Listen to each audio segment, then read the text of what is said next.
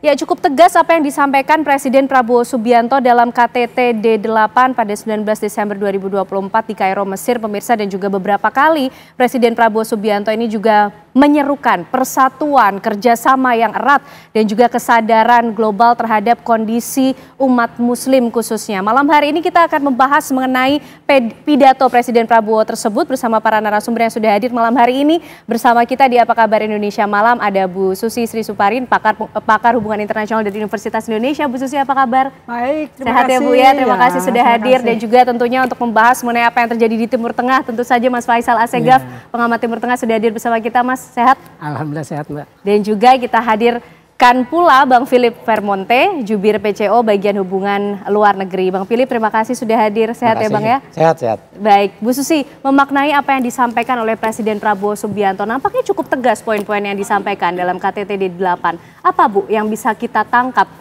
dari pernyataan tersebut? Oke, dunia internasional itu anarkik, ya. Siapa yang kuat, yang berperan, dia yang akan menentukan langkah. Jadi kalau kita percaya kepada the strong will do what it takes, the weak will suffer dari apa yang dilakukan oleh yang kuat. Jadi kalau kita lihat, harus kita lihat dari kedaulatan yang bersifat positif atau kedaulatan yang bersifat negatif, atau positive sovereignty atau negative sovereignty. Kalau positive sovereignty artinya seseorang bisa melakukan sesuatu di dunia internasional. Kalau negative sovereignty, ada nggak yang akan mengintrusi? Nah, di situ diplomasi dibutuhkan. Diplomasi itu artinya mengarahkan tujuan negara agar bisa sampai ke pewujudannya. Tapi kalau kita salah memilih strategi, strategi itu ada strategi kooperatif, ada strategi kompetitif, ada strategi analitik. Nah, jadi masalahnya di sini kan Indonesia berhadapan dengan Turki. Turki lagi naik daun nih.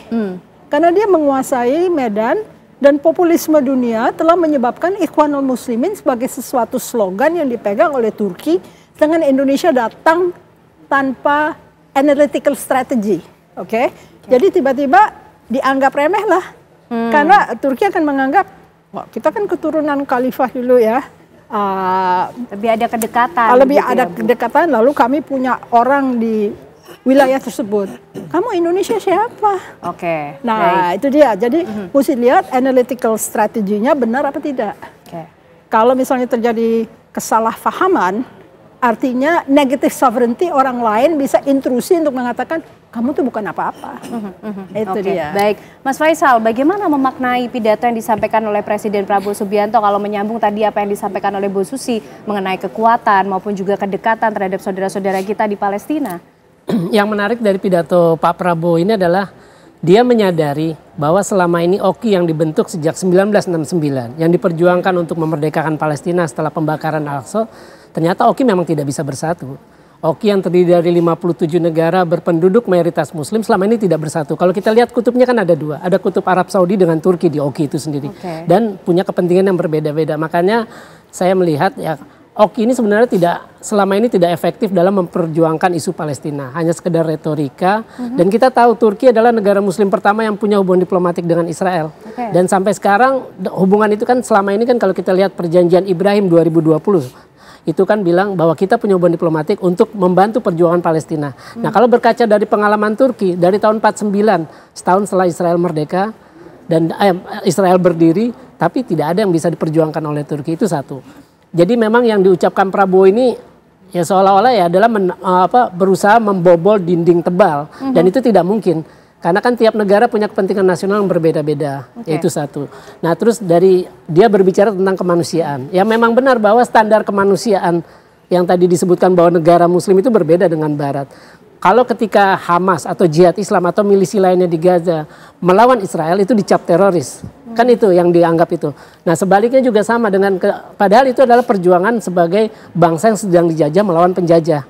Kan itu mungkin seperti cap kita ketika Belanda, pejuang kita melawan Belanda atau Jepang tahun-tahun Perang Dunia Kedua itu sendiri.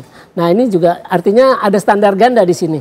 Artinya nyawa orang Israel bagi Amerika atau dunia barat yang pro Israel itu, pro Zionis itu dianggap lebih berharga ketimbang nyawa orang-orang Palestina yang sekarang udah 45.000 lebih. Tapi Mas Faisal melihat pidato yang disampaikan oleh Presiden Prabowo ini levelnya seperti apa? Cukup keraskah ketika bicara mengenai apa yang terjadi saat ini, konflik yang terjadi di Timur Tengah, Palestina dan Israel khususnya? Saya kira dari semua presiden setelah Soekarno itu, Prabowo orang yang paling mengeluarkan wacana yang paling konkret, yakni dengan bahwa akan mengevakuasi 1.000 pasien. Selama ini kan wacana-wacana tentang Palestina hanya capacity building, terus memberikan bantuan kemanusiaan. Ketika akan mengevakuasi pasien keluar dari Gaza, itu kan artinya akan berhadapan dengan mekanisme Israel. Karena Israel nggak akan mudah mengizinkan orang-orang yang keluar dari Gaza. Karena kita tidak tahu apakah itu masuk. Bagi Israel kan orang Gaza itu kan dianggap tanda kutip teroris semua lah, wajib dibunuh. Kenyataannya kan itu yang terjadi sejak perang Gaza. Nah, cuma saya mengharapkan apa yang dilakukan Prabowo dengan pidatonya yang konsisten sejak di Shangri-La Dialog ketika dia masih Menteri Pertahanan itu menaikkan leverage Indonesia. Tapi saya ingin lebih dari itu. Artinya Prabowo harus menjadi presiden pertama Indonesia yang menginjakkan kaki di tanah Palestina. Kalau Soekarno kan hanya berhenti di Mesir. Artinya belum pernah ada presiden Indonesia yang negara yang terdepan dalam membela Palestina.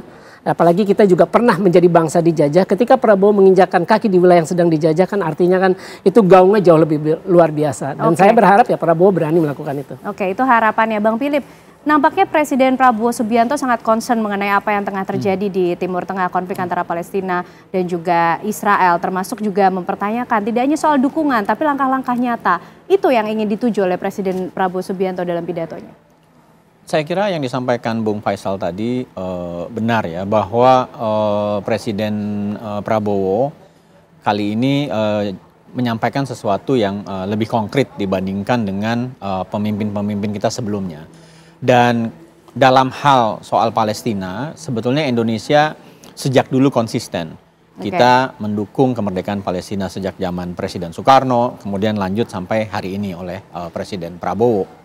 Nah, yang kedua, konsistensi itu yang disampaikan oleh Bung Faisal, bahkan sebelum dilantik sebagai presiden terpilih, sudah juga menulis di media internasional, ada di The Economist dan lain-lain, mengenai concern bahwa masyarakat internasional tidak boleh membiarkan kekerasan seperti tidak bisa dikontrol di Palestina. Dan kalau kita perhatikan, pidato yang disampaikan ini menariknya begini. Tadi Bung Faisal menyampaikan Oki tidak efektif untuk menjalankan ini. Dan dengan forum D8, nuansanya kan agak berbeda. Kenapa? Karena D8 ini adalah forum pembangunan ekonomi sebetulnya.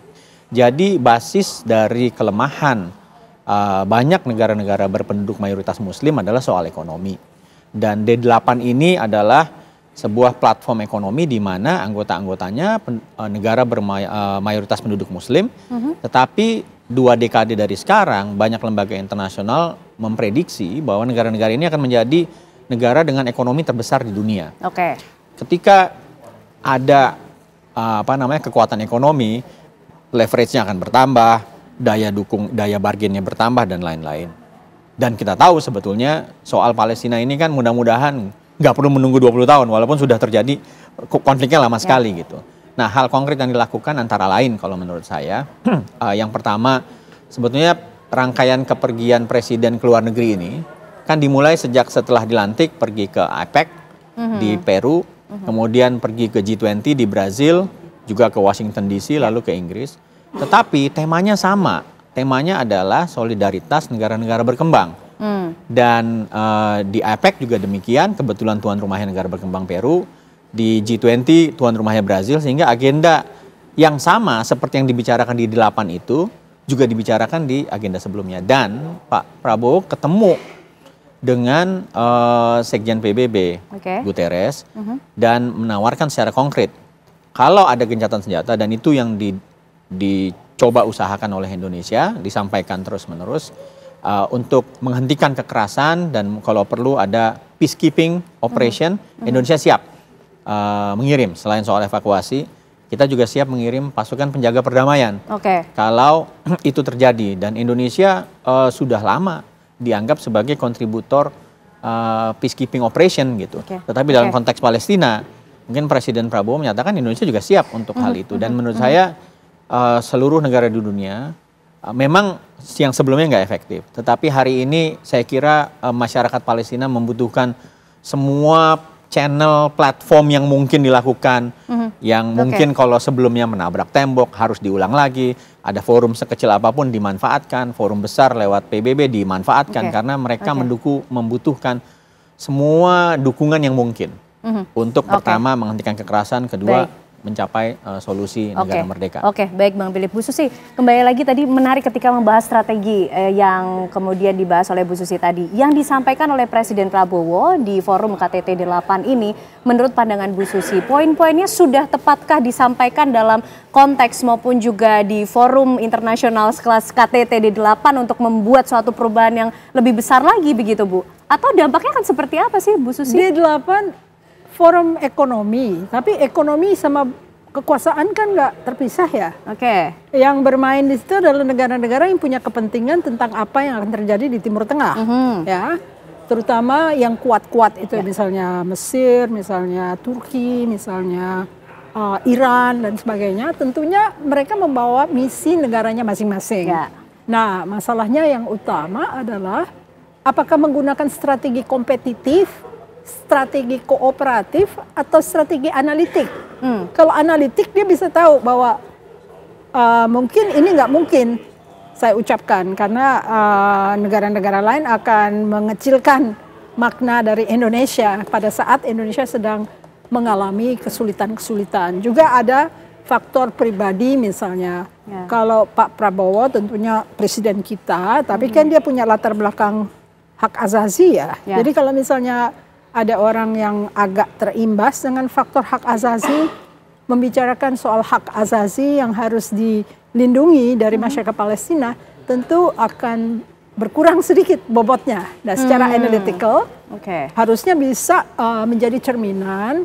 Kalau misalnya mau pergi ke dalam forum-forum yang besar, walaupun tujuannya murni, yaitu North-South, South-nya udah lama tidak di-boost ya, akhirnya di-boost karena merasa BRICS itu menjadi saingan, jadi dia mau menunjukkan bahwa orang negara-negara non-aligned itu bisa berdiri sendiri.